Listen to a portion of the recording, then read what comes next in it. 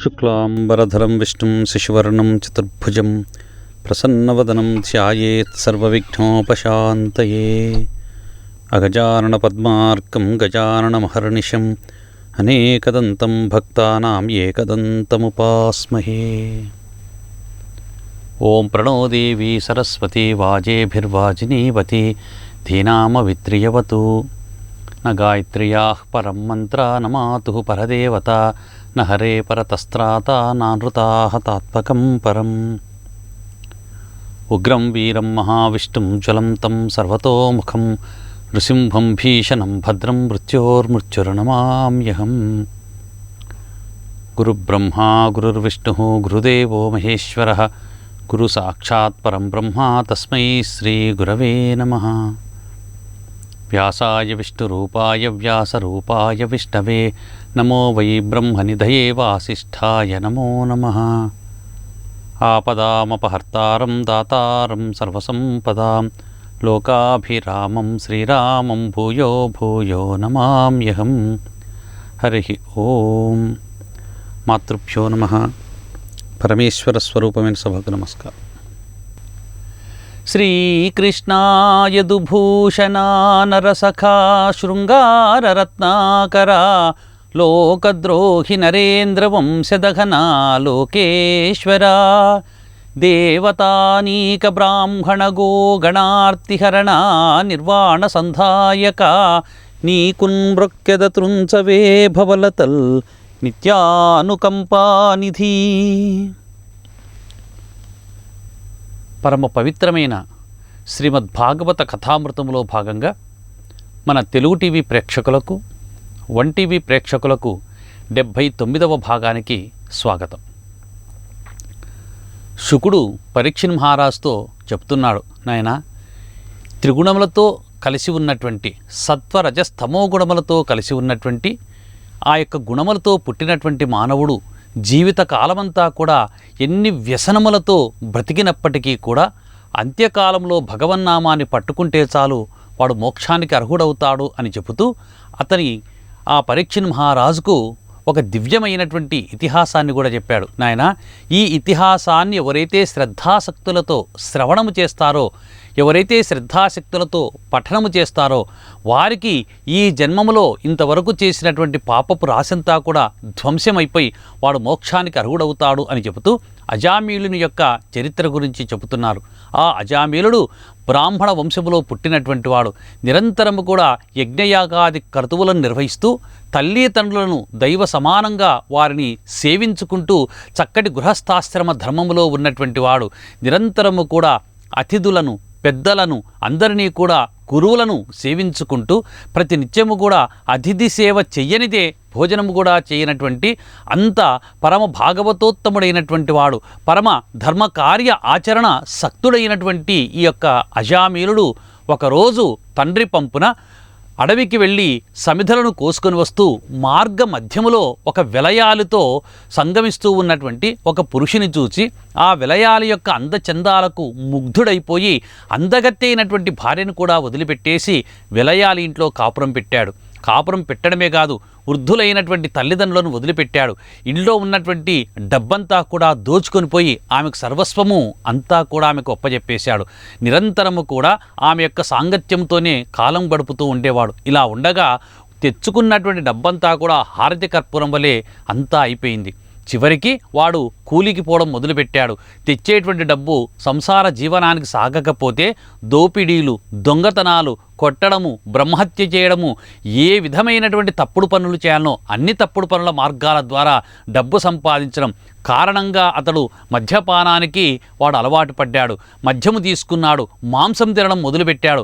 ఆ విలయాలు ఏమి చెప్పితే అవి నిరంతరము కూడా కేవలము ఆమెకొక దాసుడి వలె ఆమెకు సేవలు చేసుకుంటూ దాని ఇంట్లోనే కాలం గడుపుతూ 10 మంది సంతానాన్ని కూడా కన్నాడు. ఇలా ఉండగా వాడికి చివరి కాలము, ఆసన్న సమయము, ప్రాణం పోయేటువంటి ప్రాణోత్క్రమణ సమయము వచ్చేసింది. దాదాపు 80 ఏళ్ల వయసు వచ్చేసింది. అప్పుడు ఆ యొక్క అజామిలుడికి దాసి వల్ల ఒక మగపిల్లవాడు 10వ సంతానంగా పుట్టాడు. ఆ పుట్టినటువంటి వాడికి నారాయణ అని చెప్పేసి నామకరణం చేసి చక్కటి కను ముక్కు రీతి చక్కగా ఉన్నటువంటి సౌష్ఠవమైనటువంటి శరీరం కలిగినటువంటి ఆ పిల్లవాని యొక్క ఆలన పాలనలోనే నిరంతరం కూడా కాలాన్ని వెళ్ళిబుచ్చుతూ ఆ దాసి మరియు ఈ యొక్క బ్రాహ్మణుడు నిరంతరము ఆ పిల్లవాడు లేనిదే మంచినీళ్ళు కూడా తాగడు. ఒక్క క్షణము కూడా ఆ పిల్లవాడిని విడిచి ఉండలేనటువంటి పరిస్థితికి వచ్చేసాడు ఈ అజామిలుడు.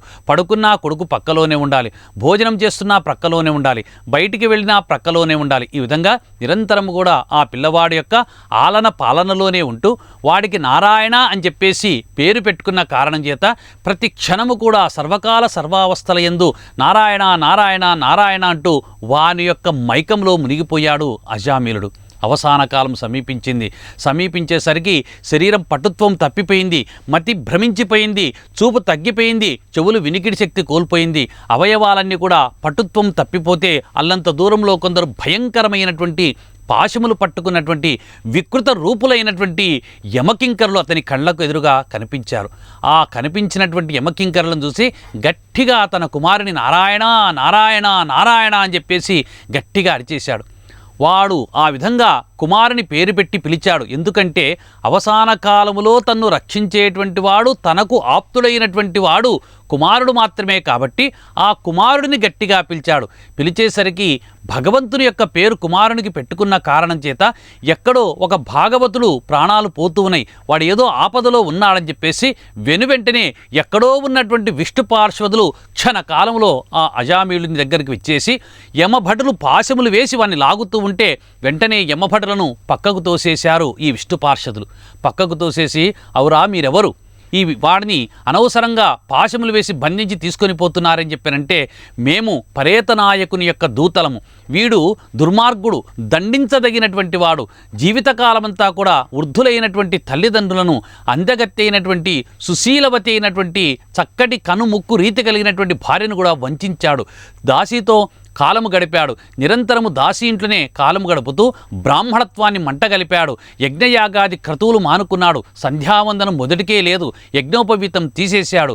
అంతేకాకుండా మద్యము మాంసం అన్నీ కూడా తింటూ విలయాలతోనే కాలం గడుపుతూ ఉండి 80 ఏళ్ల ప్రాయం వరకు కూడా తను ఇష్టం వచ్చినట్లు కూడా దారిదోపిడులు చేస్తూ బ్రహ్మహత్యలు చేసుకుంటూ మనుషులను బాధలు పెడుతూ, అంతేకాకుండా కనిపించినటువంటి ప్రతి వాడి చేత కూడా జూదమాడేది, అంతేకాకుండా మోసాలు చేసేది, దొంగతనాలు చేసేది, ఇలాంటి భయంకరమైనటువంటి వ్యసనాలకు లోనైనటువంటి వాడు అంత్యకాలంలో పడిపోతే వీడు దండించదగినటువంటి వాడు కాబట్టి ఇతన్ని తీసుకుని వెళ్ళి యమసదనంలో నరకంలోకి తీసుకొని పోవాలని చెప్పేసి మేము వచ్చేసాము, మేము పరేతనాయకుని యొక్క దూతలము, ఆ యముని యొక్క దూతలము అని చెప్పేసరికి అప్పుడు ఆ విష్ణు పార్షదులు ఆ యమదూతలను చూసి, ఆహాహా మీరు చాలా గొప్పవారయ్యా అని చెప్పేసి చిరునవ్వు నవ్వి, ఈ లోకములో ఎవరు దండింపదగినటువంటి వారో, ఎవరు దండింపకూడనటువంటి వారో తెలియలేనటువంటి మూర్ఖత్వంలో మీరు ఉన్నట్లుగా ఉంది.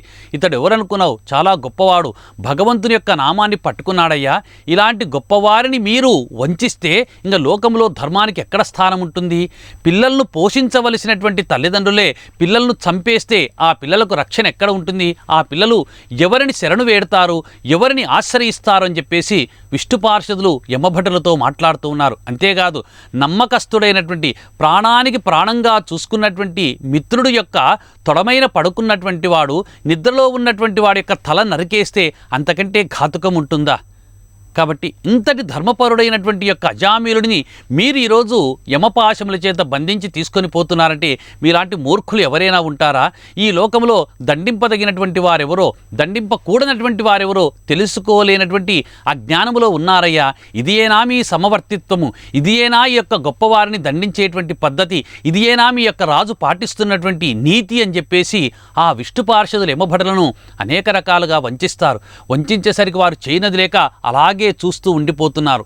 అప్పుడు విష్ణు భటులు యమదూతలతో అంటున్నారు, వీడెంత గొప్పవాడనుకున్నాడో చెప్తాను వినండి అని చెప్పేసి, ఈతడు కోటి సంఖ్యలకు ఎక్కుడు పుట్టువులందు చెంది ఆయాతములైన పాప నివహంబులనన్నిటి పారద్రోలే ప్రఖ్యాతమతిన్ మహామరణ కాలమునన్ హరిపుణ్యనామ సంభూత సుధామయాద్భుత విభూతికరాక్షర సంగ్రహంబునన్.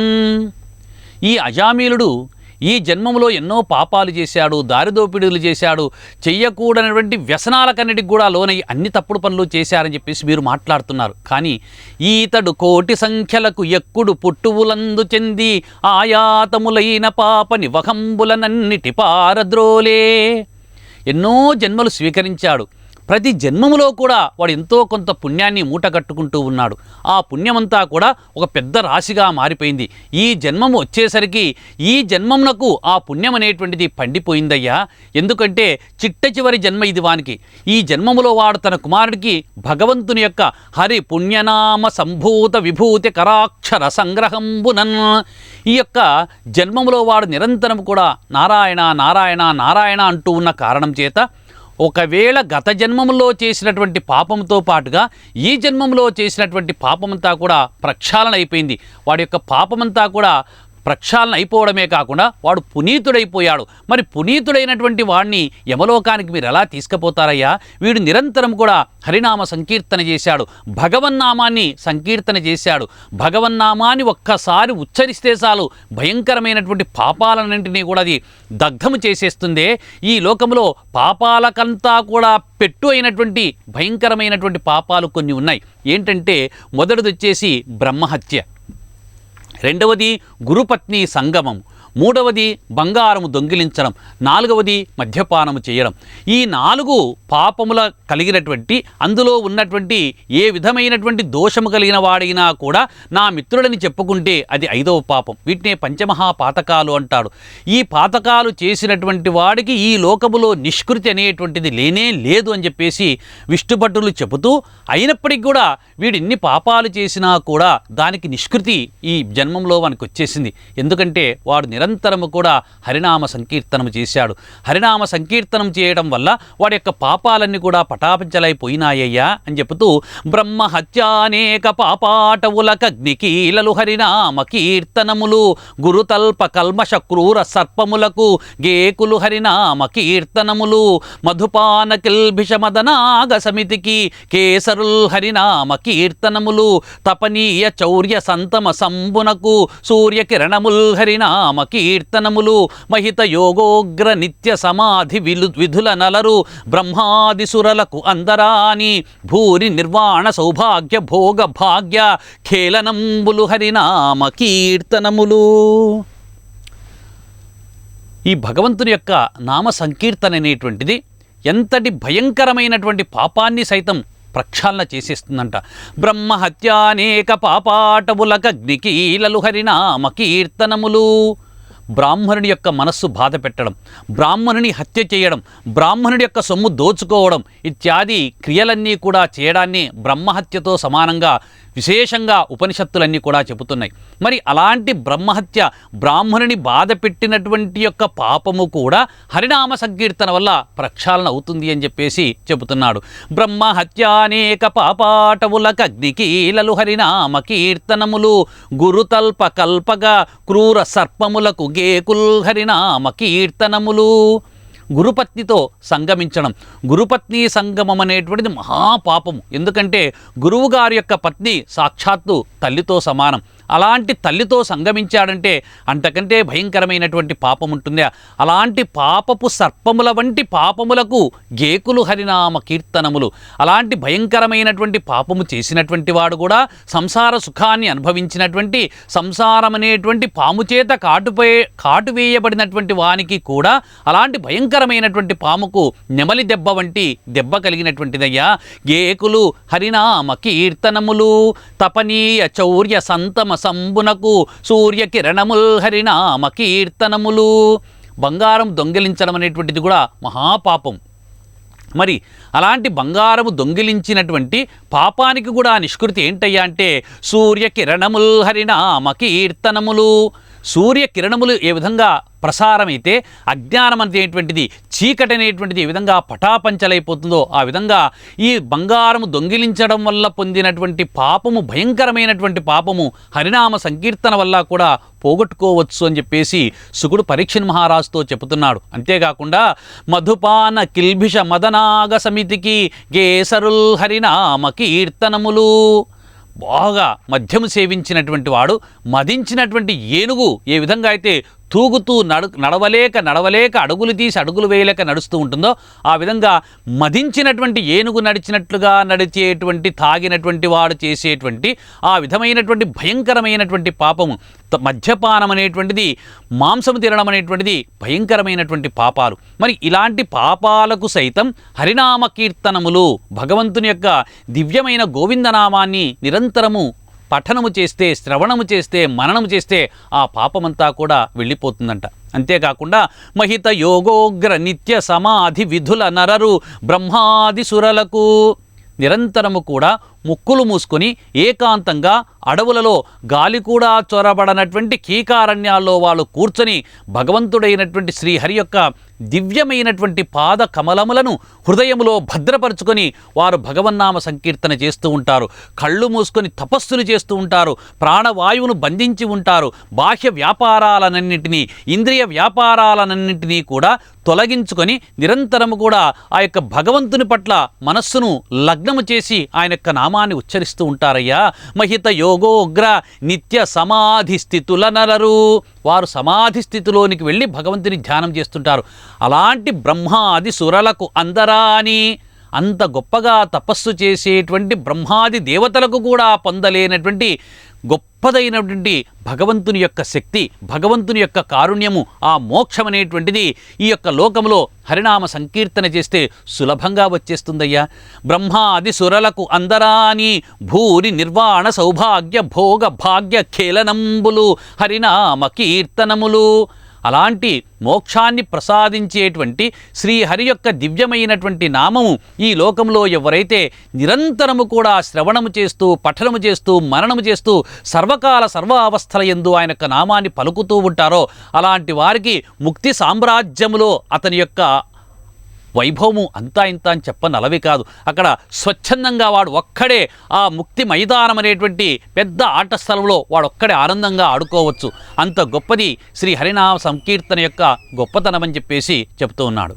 ఆ హరినామం యొక్క గొప్పతనాన్ని చెప్తూ బ్రహ్మహత్య, గురుపత్ని సంగమము, బంగారము దొంగిలించడము, మద్యపానము చేయడం ఇత్యాది భయంకరమైనటువంటి పాపాలన్నీ కూడా హరినామ సంకీర్తన చేస్తే ఆ పాపాలన్నింటినీ కూడా తొలగించుకోవచ్చు. అంతేకాకుండా ముక్తి కాంతైకాంత మోహన కృత్యముల్ కేళిమై హరినామ కీర్తనములు, సత్యలోకానంద సౌభాగ్యయుక్తముల్ కేళిమై హరినామ కీర్తనములు, బహుపాతకానీక పరిభవ ప్రక్రియ కేళిమై హరినామ కీర్తనములు, బహుకాల జనతపఃఫలసారముల్ కేళిమై హరినామ కీర్తనములు, పుణ్యమూలంబులు అనపాయ పోషకంబులు అభిమతార్థంబుల జ్ఞానహరణకరము, ఆగమాంతోపలబ్ధంబులు అమృత సేవలు హరినామ కీర్తనములు.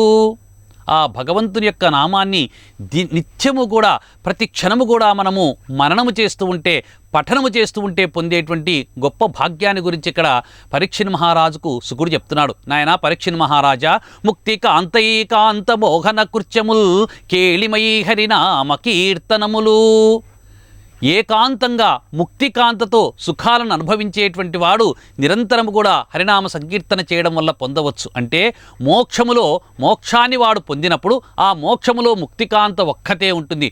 ఆ ముక్తికాంతతో వాడు ఆనందంగా విహరిస్తూ ఉండవచ్చయ్యా. హరినామాన్ని ఉచ్చరిస్తే చాలు, హరినామాన్ని నిరంతరము కూడా అనుభవిస్తూ ఉంటే చాలయ్యా అని చెప్పేసి చెప్తున్నాడు. సత్యలోకానంద సౌభాగ్యయుక్తముల్ కేళిమై హరినామ కీర్తనములు.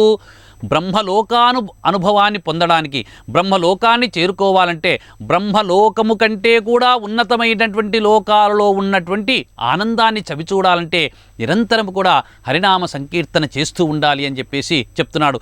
మహిత నిర్వాణ సామ్రాజ్యాభిషిక్తముల్ కేళిమై హరినామ కీర్తనములు. ముక్తికాంత యొక్క రాజ్యములో మనమే మహారాజుగా సింహాసనం పైన అధిష్ఠించి ఆధిపత్యంలో ఉండి అక్కడ ఏకఛత్రాధిపత్యంగా రాజ్యాన్ని పరిపాలించడానికి కూడా మూలమైనటువంటిది హరినామ సంకీర్తన. కాబట్టి బహుకాల జనిత తపఃఫల సారముల్ కేళిమై హరినామ కీర్తనములు. ఎంతో కాలము తపస్సులు చేస్తే గాని పొందనటువంటి దివ్యమైనటువంటి శక్తి కేవలము హరినామ సంకీర్తన వల్లనే పొందవచ్చు అని చెప్పేసి చెప్తాడు. ఎందుకయ్యా అంటే హరినామము అంత గొప్పది. పుణ్యమూలంబులు, సమస్త పుణ్యాలకు నిలయమైనటువంటిది, ఆయువు పట్టు, ఉనికి పట్టు అయినటువంటిదే హరినామ సంకీర్తన. పుణ్యమూలంబులు, అనపాయ పోషకంబులు, అభిమతార్థంబులు. మనము ఎవరినైనా సరే ఒక పేరుతో పిలిచినా, తెలిసి పిలిచినా తెలియక పిలిచినా, ఒకవేళ ఆ పేరు వారికి సంబంధించినదైతే ఇబ్బంది లేదు. ఆ పేరులో దోషమున్నటువంటి పేరుతో మనం వారిని పిలిచామంటే మనకు అపాయం సంభవిస్తుంది. కానీ భగవంతుని నామాన్ని తెలిసి పట్టుకున్నా తెలియక పట్టుకున్నా అనపాయ పోషకంబులు, ఆ భగవంతుని యొక్క నామం అనేటువంటిది దాని యొక్క దివ్యమైనటువంటి శక్తి చేత మనల్ని నిరంతరము కూడా పోషిస్తూనే ఉంటుంది, పాలిస్తూనే ఉంటుంది. అభిమతార్థంబులు, కోరినటువంటి కోరికలన్నింటినీ కూడా తీరుస్తుంది. అభిమతార్థంబులు, అజ్ఞాన హరణకరణము, మనకు పట్టినటువంటి అజ్ఞానం అనేటువంటి చీకటి, దారిద్ర్యం అనేటువంటి చీకటిని పారద్రోలేటువంటి ఏకైక శక్తి భగవంతుని యొక్క హరినామం యొక్క దివ్యమైనటువంటి జ్ఞాన జ్యోతి అని చెప్పేసి చెప్తున్నాడు. అది అజ్ఞాన హరణకరము, ఆగమాంతోపలబ్ధంబులు, అమృత సేవలు. సమస్త వేదాలన్నింటినీ కూడా ఒక రాశిగా పోసి వాటిని బాగా పిండినటువంటి వేదాల నుంచి వచ్చి కారినటువంటి ఆ యొక్క రసమే హరినామ సంకీర్తన.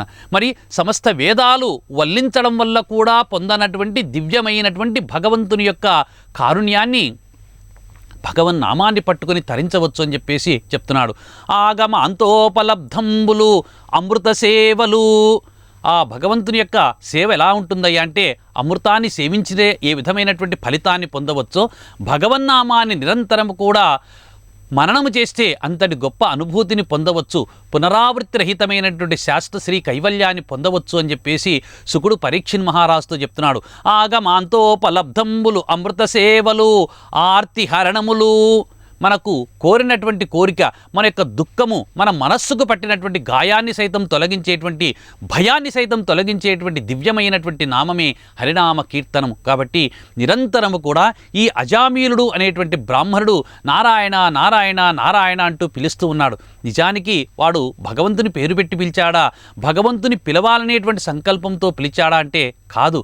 కేవలము కొడుకును హరి హరి హరి అని చెప్పేసి, నారాయణ నారాయణ అని చెప్పేసి ఆ పిల్లవాన్ని భగవన్నామంతో పిలుస్తున్నాడు. మరి భగవన్నామముతో కొడుకు పేరు పెట్టి పిలిచడం వల్ల వాడు ఎంత గొప్పదైనటువంటి ఆ యొక్క సాహిత్యాన్ని పొందాడో చెప్తున్నాడు. భగవంతుని యొక్క దివ్యమైనటువంటి నామ మహిమ గురించి చెబుతూ, కామంబు పుణ్యస్థేమ మార్గంబు మునీంద్ర సాంద్రచేత సరసీధామంబు జిష్ణు నిర్మల నామంబు తలచువాడు నాథుడుగాడే. కోరినటువంటి కోరికలన్నీ కూడా తీర్చేటువంటిదే భగవంతుని యొక్క నామము.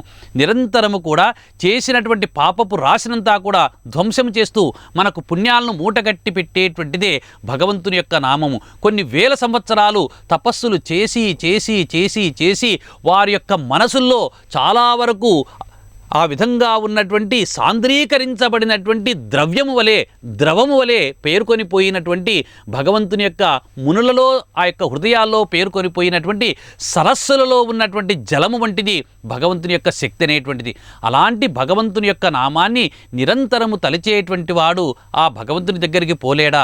తప్పనిసరిగా పోతాడు అని చెప్పేసి నిరంతరం ఆ భగవంతుని నామాన్ని స్మరించేటువంటి వాడు భగవంతుని యొక్క దివ్యమైనటువంటి సాహిత్యాన్ని పొందుతాడు అని చెప్పేసి ఆ విధంగా శుకుడు పరీక్షిన్ మహారాజుతో చెప్తున్నాడు. అంతేకాదు నాయనా, బిడ్డ పేరు పెట్టి పిలుచుట విశ్రామకేళినైన మిగులగేలినైనా పద్య గద్య గీత భావార్థములనైనా కమల నయను పిలువ కలుషహరము.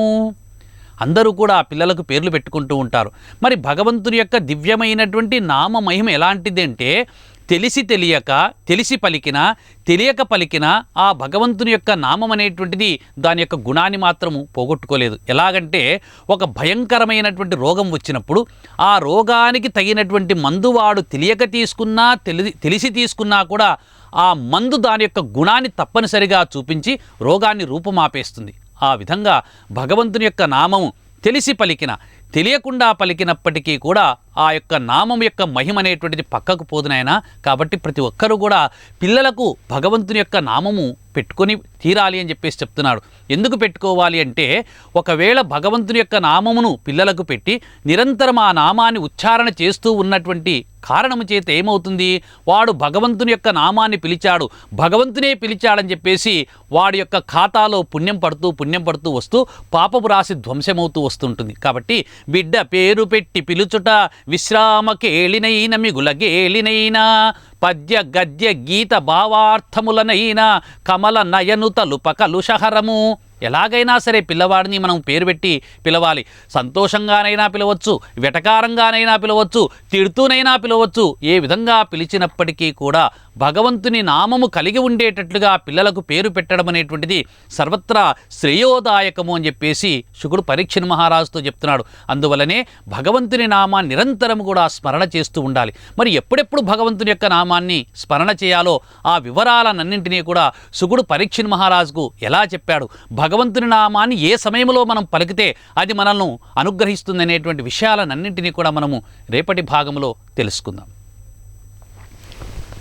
స్వస్తి ప్రజాభ్యః పరిపాలయంతాం న్యాయేన మార్గేణ మహీమహీషాః గోబ్రాహ్మణేభ్యః శుభమస్తు నిత్యం లోకాః సమస్తాః సుఖినో భవంతు. స్వస్తి.